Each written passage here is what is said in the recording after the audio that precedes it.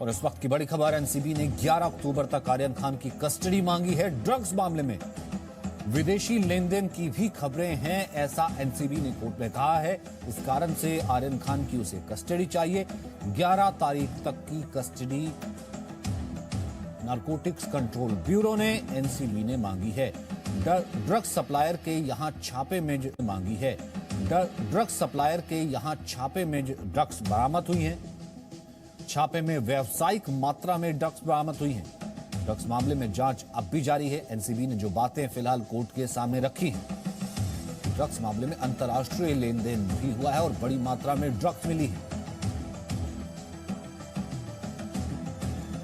जितेंद्र और अंकुर इस वक्त मेरे साथ, मेरे दो सहयोगी मौजूद हैं। अंकुर, 11 तक की कस्टडी चाहती है एनसीबी, दलील क्या दी गई है, आर्गुमेंट क्या दिया गया, फिर मैं जितेंद्र के पास जाऊं। देखिए, मैं सिलसिलेवार तरीके से आपको बताऊं। आज पहली बात है, आज जो केस रिप्रेजेंट कर रहे हैं एनसीबी का बतौर वकील, वो एएसजी हैं, एडिशनल जो सॉलिसिटर जनरल हैं अनिल सिंह, वो इस केस को आगे रख रहे हैं। उन्होंने शुरुआत की कही है कि उनको 11 अक्टूबर तक के लिए तीनों आरोपी हैं, आर्यन, अरबाज और मुनमुन, इन तीनों की जो कस्टडी है वो 13 अक्टूबर तक के लिए चाहिए। अब उसके पीछे ग्राउंड्स उन्होंने क्या क्या दिए हैं। पहली बात उन्होंने जो बताई है कि जो ये ड्रग्स की खरीद के लिए जो भुगतान किए जाने वाले जो भुगतान के जो तरीके हैं, बहुत सस्पिशियस ट्रांजेक्शंस हैं, उनकी बात यहां पे सामने निकल कर आई है। कई कोड वर्ड्स का इस्तेमाल ड्रग्स की खरीद फरोख्त लेन देन के लिए किया गया था। आर्यन खान ने एनसीबी के रिमांड में ये बताया है कि उनके फोन में तस्वीरों के रूप में चौंकाने वाले आपत्तिजनक जो सामग्री है वो भी यहां मिली है। अंतर्राष्ट्रीय मादक पदार्थों की तस्करी की ओर इशारा करते हुए पिक्चर और चैट जैसी जो कई सारी चीजें हैं वो लिंक के उसका जिक्र किया गया है। इसके अलावा एक पेडलर है जिसको इस मामले में गिरफ्तार किया गया है। अभी जो खबर आ रही है वो ये है कि जो क्रूज जो पार्टी, जो रेव पार्टी जो चल रही थी, उसका जो ऑर्गेनाइजर है उसको इंटरसेप्ट कर लिया गया है। वो अभी तक फरार है, उसको ये नहीं ढूंढ पाए थे, अभी उसको इंटरसेप्ट कर लिया गया है। इसके अलावा यहाँ पे कई सारे इंटरनेशनल जो ट्रांजैक्शंस हैं वो भी हुए हैं। हमने इनके जो अभी तक की जो इंटरोगेशन में जो जानकारी निकल कर आई है उसके आधार पर कई अलग अलग जगह पर छापे मारे हैं, जिसके अंदर हमें कई सारे सप्लायर्स मिले हैं।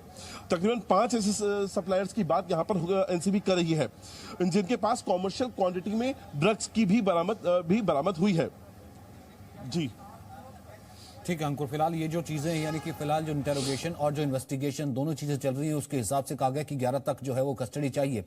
लेकिन जितेंद्र, मैं थोड़ा समझना चाहूंगा इस तरीके से, क्योंकि अगर मैं इसको पीछे से क्या रिलेट कर सकते हैं, भले पिछले दिनों दीपिका पादुकोण या उससे पहले रिया चक्रवर्ती, ये जो बीच में और कुछ और ऐसे जो है बॉलीवुड से जुड़े नाम या फिर सिनेमा से जुड़े नाम सामने आए थे, वहां से क्या इसे रिलेट करके यहां तक ला सकते हैं, या फिर किसी तरीके की अब ये जो इन्वेस्टिगेशन है या अब ये जो गिरफ्तारी है, ये राडार है क्या? देखिए सचिन, जो बॉलीवुड के जो बुरे दिन है वो पिछले साल जब सुशांत की मौत हुई थी और उसके बाद से जैसे ही एनसीबी ने इस केस को अपने हाथ में लिया था, तभी से शुरू हुई थी। और आपने देखा होगा कि किस तरह से एक के बाद एक बड़े बड़े बॉलीवुड के जो नाम है वो एनसीबी के रडार पर आ रहे थे। उनमें से काफी सारे लोगों को पूछताछ के लिए बुलाया गया था और काफी सारे ऐसे थे जिनको गिरफ्तार भी किया है। और उसी कॉन्टिन्यूशन में ये एनसीबी ने रेड की है, जिसमें अब शाहरुख खान के बेटे आर्यन को गिरफ्तार किया है। कल तक जो केस जितना सिंपल लग रहा था, उसमें लग रहा था कि काफी स्मॉल क्वांटिटी है और इसको लेकर के बड़ी आसानी से आर्यन को जमानत मिल जाएगी। लेकिन और जिस तरह से कल कहा गया था कि 2 दिन की रिमांड चाहिए, लेकिन 1 दिन की रिमांड मिली थी। और आज जिस तरह से एनसीबी ने एकदम से चौंकाने वाले खुलासे किए, जिसमें बताया कि उन्हें आर्यन खान की और कस्टडी की जरूरत है, क्योंकि इसमें काफी बड़ा नेक्सस उनके पास निकल करके सामने आ रहा है। काफी सारे लोग इसमें शामिल है, जिस तरह से इंटरनेशनल ट्रांजैक्शंस हुई है, जिस तरह से व्हाट्सएप के अंदर इनके काफी सारी ऐसी चीजें मिली हैं जिसको लेकर के कन्फ्रंट करना बेहद जरूरी है।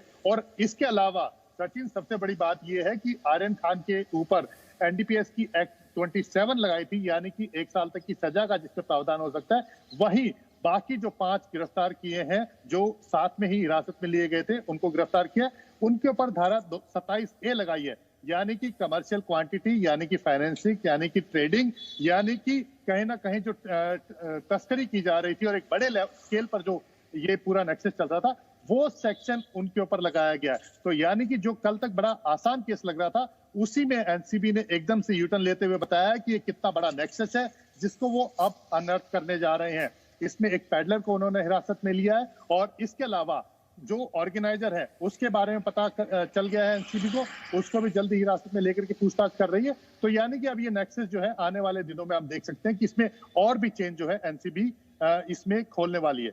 और ये बात बिल्कुल साफ है कि जो चेन शुरू की थी एनसीबी ने बॉलीवुड को लेकर के, चाहे वो दीपिका पादुकोण है या दूसरी जो बॉलीवुड की जो बड़े जो नामचीन सितारे हैं, उन सबसे पूछताछ की थी।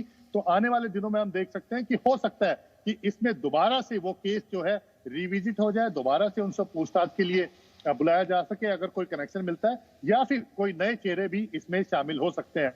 तो अभी क्योंकि ये इसको हम ये कह सकते हैं कि पेंडोरा बॉक्स एनसीबी ने ये खोल दिया है जो बॉलीवुड का था, और इसमें नए नए नाम जो है आने वाले दिनों में सामने आ सकते हैं। तो ये अभी एक शुरुआत है और इसमें आगे और भी नाम सामने आएंगे। जी सचिन, बहुत बहुत शुक्रिया आप दोनों का। फिलहाल आगे और भी काफी नाम सामने आएंगे। फिलहाल जो बिग फिश क्या उसकी तरफ इशारा यहाँ पर किया जा रहा है कि बहुत सी चीजें मिली हैं। ड्रग पैडलर का गिरफ्तार किया जाना, फिर उसके बाद उन सब लोगों तक पहुंचना कि कोई ड्रग पैडलर है, और उसके बाद ये देखिए 3 नाम सामने आए थे और ये कड़ियां आगे जुड़ती हुई। फिलहाल आर्यन खान जो है वो गिरफ्तार हैं और उसके बाद ये कड़ी आगे कहां तक जा